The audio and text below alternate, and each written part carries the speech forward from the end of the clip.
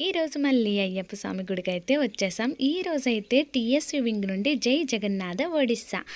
ఇదివరకు కూడా షార్ట్లో చెప్పాను, 41 డేస్ 18 వింగ్స్ నుండి ఒక్కొక్కరు ఒక్కో రోజు పెట్టుకుంటారని. ఈరోజు టీఎస్యు వింగ్ నుండి పెట్టారు.